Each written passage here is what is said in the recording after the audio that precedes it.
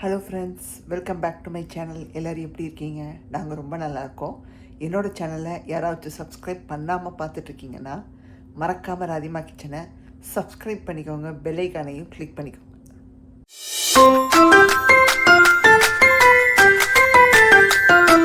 இன்றைக்கி பார்த்திங்கன்னா Sunday breakfast எல்லாம் முடித்த கையோட பேக்கிங்கில் இறங்கிட்டோம். ஏன்னா இன்னும் 1 வீக் தான் இருக்குது. 14th கிளம்ப போகிறோம் இல்லைங்களா?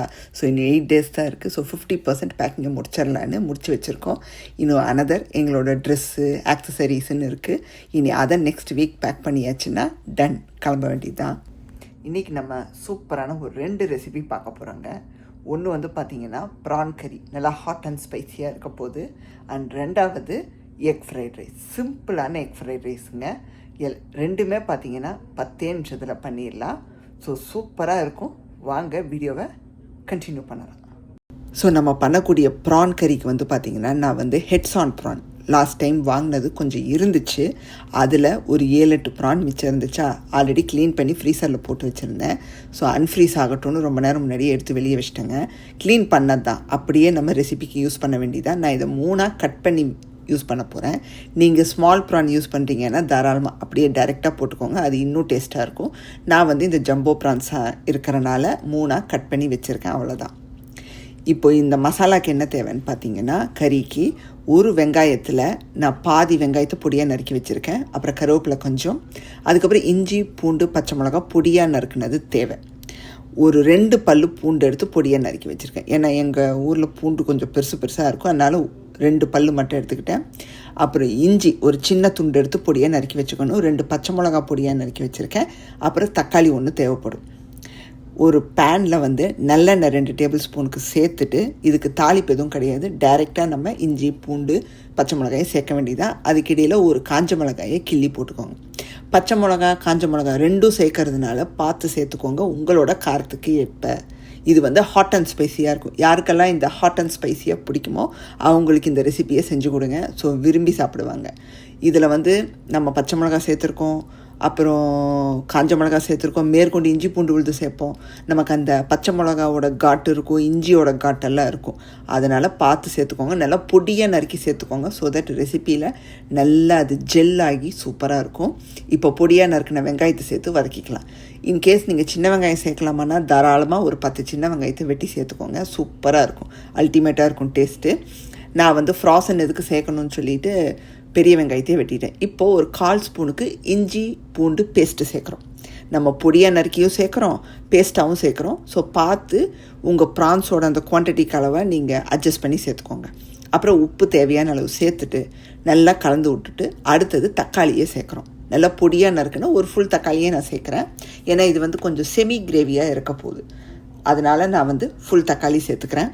ஸோ தக்காளி சேர்த்து நல்லா மைய வதங்க விடணும். இஞ்சி பூண்டு சேர்த்துன உடனே அது கொஞ்சம் வதங்கினதுமே நீங்கள் தக்காளியை சேர்த்துட்டிங்கன்னா உங்களுக்கு பார்த்திங்கன்னா தக்காளி சீக்கிரமாக வதங்கி வந்துடும். மசாலா பொடி பார்த்திங்கன்னா 1/2 டீஸ்பூன் மஞ்சத்தூள், 1/4 டீஸ்பூன் கரம் மசாலா தூள், 1/2 டீஸ்பூன் சீரகத்தூள், பெப்பர் ஒரு 1/4 டீஸ்பூன், அப்புறம் மிளகா தனியாத்தூள் உங்கள் உரப்புக்கு ஏற்றவாறு. இந்த 4-5 பொடியை அப்படியே தக்காளி வதங்கினதுமே சேர்த்துருங்க, அவ்வளோதான். நம்ம அஞ்சரை பெட்டியில் உள்ள மசாலா தாங்க, வேறு புதுசாக எதுவும் கிடையாது. மஞ்சத்தூள், சீரகத்தூள், கரம் மசாலாத்தூள், மிளகா தனியாத்தூள், அவ்வளோதான். நீங்கள் எடுத்துருக்கிற அந்த ப்ரான் குவான்டிட்டிக்கு அளவை பார்த்து சேர்த்துக்கோங்க. நான் 1/2 டீஸ்பூன் 1/4 டீஸ்பூன் அப்படி அந்த அளவுக்கு எடுத்திருக்கேன். நல்லா வதக்கி விட்டுட்டு இப்போ ப்ரான்ஸை சேர்த்து நல்லா மிக்ஸ் பண்ணி விட்டுறோம். நமக்கு அந்த மிக்ஸ் பண்ணும்போதே ப்ரான் வேக ஆரம்பிச்சிடும். மோஸ்ட்லி 4 to 5 மினிட்ஸில் ப்ரான் ரெடி ஆயிரும். அதுக்கு மேலே உங்களுக்கு நீங்கள் கொண்டு போகக்கூடாது, ரப்பர் ஆயிரும். இது பார்த்திங்கன்னா உங்களுக்கு இப்போ இந்த ஃப்ரைட் ரைஸோடையும் சூப்பராக இருக்கும். மேற்கொண்டு நீங்கள் சப்பாத்தி தோசை நடுவுலலாம் வச்சு சாப்பிட்டிங்கன்னா அல்டிமேட்டாக இருக்கும். இதை ஸ்ப்ரெட் பண்ணி அப்படியே நீங்கள் சாப்பிட்டு பாருங்கள், ஒரு ப்ளெயினாகவே சாப்பிட்டு பாருங்கள், தொட்டுக்கு எதுவுமே தேவைப்படாது, அட்டகாசமாக இருக்கும். ஸோ இப்போ கொஞ்சமாக ஒரு 1/4 டம்ளருக்கு தான் தண்ணி விடுறேன். ஏன்னா ப்ரான்ஸ்லேருந்து தண்ணி விடும், அதனால் கவனமாக சேர்த்துக்கோங்க. ரொம்ப சலசலன்னு கொண்டு போயிடக்கூடாது. செமி திக்காக தான் நம்ம எடுக்க போகிறோம். இதுக்கு மேலே எதுவுமே சேர்க்க தேவையில்லை, வெறும் கொத்தமல்லி மட்டும்தான் எண்டில் சேர்த்து இறக்க போகிறோங்க. அவ்வளோதான், முக்கால்வாசி நம்ம ப்ரான் ரெசிபி ரெடி. நான் அந்த தக்காளி விழுது வதக்கும் போதே டேஸ்ட்டு பார்த்துட்டேங்க, நல்லா காட்ட சாட்டமாக இருந்துச்சு. ப்ரான்ஸ் போட்டதுக்கப்புறம் நான் டேஸ்ட்டு பார்க்கல, ஏன்னா நான் ஸ்டில் வெஜ்ஜில் தான் இருக்கேன், என் வீட்டுக்காருக்காக பண்ணுறேன். ஸோ அவருக்கு ஏற்ற மாதிரி நல்லா ஸ்பைஸியாக பண்ணியிருக்கேன். நீங்கள் வந்து ஸ்பைசி லெவல் கம்மியாக சாப்பிட்றவங்க கொஞ்சம் கம்மியாக ஆட் பண்ணிக்கோங்க எல்லாத்தையுமே. ஸ்பைஸியாக சாப்பிட்ணுன்னு விருப்பப்படுறவங்க இதே மாதிரி போட்டு பண்ணுங்கள். இதுவே என் வீட்டுக்காரு எனக்கு வந்து மீடியமாக இருக்குன்னாரு. ஆனால் நான் நாக்கில் வச்சு பார்த்தா சுருக்குன்னு இருந்துச்சு எனக்கு. ஒருவேளை எனக்கு ஜாஸ்தியாக ஃபீல் ஆகிருக்கு. அவருக்கு இதுவே வந்து மீடியமாக இருந்தாலும் சூப்பராக இருந்துச்சுன்னாரு. ஏன்னா அவர் சாப்பிட்டு பார்த்துட்டு அற்புதமாக இருந்துச்சுன்னு சொன்னார். இப்போ பார்த்தீங்கன்னா ஒரு 4-5 மினிட்ஸ் நம்ம லிட்டு போட்டு மூடி வச்சுருந்தோம் தண்ணி ஊற்றி. நல்லா வந்து உங்களுக்கு ப்ரான்ஸ் வெந்து வந்துடும் ஆரஞ்சு கலராக மாறி. அதுக்கப்புறம் ஓப்பனில் வச்சு கொத்தமல்லி தூவிட்டு அப்படியே அந்த தண்ணி வந்து கொஞ்சம் சலசலன்னு இருக்கும். அது கொஞ்சம் லைட்டாக திக்காகிற அளவுக்கு ஒரு 1 மினிட்டுக்கு ஹையில் வச்சு வதக்கி விட்டிங்கன்னா சூப்பராக செமி திக்காக வந்துடும். இதுக்கு மேலே நீங்கள் கொதிக்க வைக்கக்கூடாது. அப்படியே இறக்கிடுங்க. வேறு எதுவுமே சேர்க்க தேவையில்லை. தேங்காய் விழுதோ க்ரீமோ எதுவுமே தேவையில்லை. அப்படியே சர்வ் பண்ணிவிட்டு என்ஜாய் பண்ணுங்கள். அடுத்து எக் ஃப்ரைட் ரைஸ்க்கு 2 முட்டையை உடச்சி கொஞ்சமாக நான் மிளகாத்தூள் உப்பு சேர்த்து இதை பீட் பண்ணிவிட்டு இதை பொடி மாஸ் மாதிரி நம்ம குக் பண்ணி எடுத்து வச்சுக்க போகிறோம். ரைஸை நான் ஆல்ரெடி குக்கரில் குக் பண்ணி எடுத்து வச்சிட்டேன். Basmati rice just 1/2 cup rice தாங்க எடுத்திருக்கேன். இது வந்து என் வீட்டுக்காருக்காக பண்ண ரெசிபி. ஏன்னா நான் வந்து வெஜ்ஜுங்கிறதுனால அவருக்காக 1/2 கப்பு போட்டு பண்ணுறது. நீங்கள் உங்கள் ஃபேமிலி மெம்பர்ஸ் எத்தனை பேரோ அதுக்கேற்ற மாதிரி ரைஸு எக்கு எல்லாத்தையுமே இன்க்ரீஸ் பண்ணிக்கோங்க. நான் ஒவ்வொரு வீடியோலையும் சொல்கிறது தான். நான் பண்ணுற ரெசிபியை தரோவாக பார்த்துக்கோங்க. மற்றபடி மெம்பர்ஸுக்கு ஏற்ற மாதிரி நீங்கள் கூட்டி குறைச்சி சேர்த்துக்கோங்க. இப்போது முட்டை வந்து நல்லா உதிரியாக நல்லா நீங்கள் இந்த மாதிரி குக் பண்ணி எடுத்து ஓரமாக வச்சுருங்க. இது சும்மா சாப்பிட்டாலே சூப்பராக இருக்கும். அந்த அளவுக்கு டேஸ்ட்டாக இருக்கும். இப்போது ஒரு ஃப்ரைட் ரைஸ் கலர்றதுக்கு ஒரு பெரிய ஃப்ரை பேன் எடுத்து வச்சிட்டேன். அதில் ஒரு சின்ன குழிக்கரண்டி அளவு 2 குழிக்கரண்டி அளவு நான் எண்ணெய் விட்டாச்சு. ஃப்ரை ஆயில் தான். அதில் இப்போது பொடியாக நறுக்குன பூண்டு பச்சை மிளகா சேர்த்துக்கிறோம். நான் வந்து 2 பூண்டை பொடியாக நறுக்கி சேர்க்குறேன்.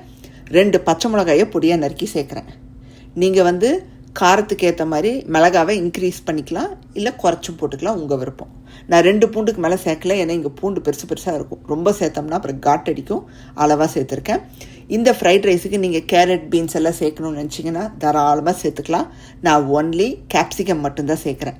ஏன்னா கேப்சிகம் வந்து பார்த்திங்கன்னா ரீசெண்டாக நாங்கள் எல்லாத்துலேயும் போட்டு சாப்பிட்றோம். ரொம்ப நல்லா இருக்குங்க. ஆம்லெட்டில் போட்டாலும் நல்லாயிருக்கு. அண்டு வேறு ஏதோ ரெசிப்பியில் கூட நாங்கள் ஆட் பண்ணி சாப்பிட்றோம். சூப்பராக இருக்குது. எங்களுக்கு ரொம்ப பிடிச்சி போயிடுச்சு. ஆனால் அளவாக சேர்த்துக்கோங்க. நான் வந்து ஒரு 1/4 தான் சேர்த்தேன். அதுவே கொஞ்சம் ஜாஸ்தியாக வந்துருச்சு. என் வீட்டுக்காரர் சாப்பிட்டுட்டு சொன்னார், கேப்சிகம் மட்டும் கொஞ்சம் குறைச்சி போட்டிருக்கணுன்னாரு. அதையும் நான் உங்களுக்கு சொல்லிடுறேன். கொஞ்சம் கம்மியாக போட்டுக்கோங்க, இல்லாட்டி அது டாமினேட் பண்ணிடும். இதில் மசாலா ஒன்று ஆட் பண்ண போகிறேன். என்னன்னு பார்த்தீங்கன்னா மேகி மசாலா தான். இது வந்து ஆப்ஷன் தாங்க. நான் இதை தான் ஃபைனலாக போட்டு கலக்க போகிறேன். உங்களுக்கு வேணும்னா சேர்த்துக்கோங்க, இல்லாட்டி ஸ்கிப் பண்ணிக்கோங்க. இப்போது நான் அந்த கேப்சிகம் பூண்டு பச்சை மிளகாலாம் வதங்கி வந்ததும் ரைஸை போட்டுட்டேன், குக் பண்ண ரைஸை. அடுத்து பார்த்திங்கன்னா அந்த மேகி மசாலாவை போட்டாச்சு. சீக்ரெட்டுன்னு சொல்லிக்கலாம் அது. அடுத்து சோயா சாஸ். நான் வந்து அந்த டார்க் சோயா சாஸில் கொஞ்சமாக தான் சேர்க்குறேன். நான் உப்பே சேர்க்கல. பிகாஸ் எக்கில் சேர்த்துருக்கோம். அண்டு மேகி மசாலாவில் மைல்டாக உப்பு இருக்கும், சோயா சாஸ்லேயும் உப்பு இருக்கும். அதனால் கவனமாக சேர்த்துக்கோங்க. கிளறி விட்டுட்டு முட்டையும் சேர்த்து கிளறிடுங்க. ஃபஸ்ட்டு ரைஸை நல்லா கலந்து விட்டுட்டு அதுக்கப்புறம் எக்கை சேர்த்து அதோட நல்லா கிளறி விட்டுட்டு ஸ்ப்ரிங் ஆனியன் இருந்தால் சேர்த்துக்கோங்க. நான் கொத்தமல்லி தான் சேர்த்தேன். ஏன்னா நாங்கள் ஸ்ப்ரிங் ஆனியன் பெருசாக வாங்குறது கிடையாது. வேணும்னா நீங்கள் அதை சேர்த்துக்கலாம். இப்போது கொத்தமல்லியை தூவி மிக்ஸ் பண்ணிவிட்டு ஃபைனலாக பெப்பர் கொஞ்சம் தூவிக்கணும். எனக்கு ஏதோ காரம் கொஞ்சம் இன்னும் போட்டால் நல்லாயிருக்குமோன்னு தோணுச்சு. நான் பெப்பர் கொஞ்சம் ஆட் பண்ணிக்கிட்டேன். உப்பு கூட என் வீட்டுக்கார் கொஞ்சம் போட்டிருக்கலாமோன்னு சொன்னார். ஏன்னா எனக்கு என்ன பயம்னா சோயா சாஸ்லேயும் உப்பு இருக்குது, அந்த மேகி மசாலாலேயும் மைல்டாக உப்பு இருக்குது. அதனால எங்கே வந்து உப்பு கரிச்சிருமோன்னு நான் போடலை. ஏன்னா சாப்பிட்டு முடிச்சுட்டு என் வீட்டுக்கார் சொன்னார் கொஞ்சம் உப்பு போட்டிருக்கலாம், பட் அந்த ப்ரானோடு சாப்பிடும்போது அட்டகாசமாக இருக்குதுன்னு சொன்னாருங்க. உப்பு வந்து பேலன்ஸ் ஆயிடுச்சுன்னாரு. ஏன்னா ப்ரான் வந்து நல்லா நச்சுன்னு பண்ணியிருந்தோம். ஸோ அது கூட வச்சு சாப்பிடும்போது பர்ஃபெக்டாக இருந்துச்சுன்னாரு. ஃபஸ்ட்டு சுட சுட அவருக்கு சர்வ் பண்ணியாச்சுங்க. அவர் சாப்பிட்டுட்டு அற்புதமாக இருக்குன்னாரு. கண்டிப்பாக ட்ரை பண்ணி பாருங்கள். நீங்கள் அந்த வீடியோ பார்த்துருப்பீங்க. கண்டிப்பாக உங்களுக்கு எல்லாம் பிடிச்சிருக்குன்னு நான் நம்புகிறேங்க. இந்த 2 ரெசிபியும் கண்டிப்பாக ட்ரை பண்ணி பாருங்கள். உங்களுக்கு ரொம்ப ரொம்ப பிடிக்கும். அதுவும் அந்த ப்ரான் ரெசிபி வந்து நீங்கள் சும்மாவும் சாப்பிட்லாம், அல்லது நான் பண்ண இந்த ஃப்ரைட் ரைஸோடையும் நீங்கள் வச்சு சாப்பிட்டு பார்க்கலாம். அதுவும் இல்லைன்னா தோசைக்கு சப்பாத்திக்கெல்லாம் வச்சு சாப்பிட்டு பாருங்கள். அல்டிமேட்டாக இருக்கும். ஸோ கண்டிப்பாக ட்ரை பண்ணி பார்த்து எப்படி இருக்குன்னு கமெண்ட்ஸ் போடுங்க. இன்றைக்கான வீடியோ உங்களுக்கு பிடிச்சிருந்தா மறக்காம ராதிமா கிச்சனை லைக், ஷேர் அண்ட் சப்ஸ்கிரைப் பண்ணிடுங்க. பெல் ஐக்கானே கிளிக் பண்ணிடுங்க. உங்களுக்கு வேறொரு வீடியோவில் சந்திக்கிறேன். Bye, see you soon.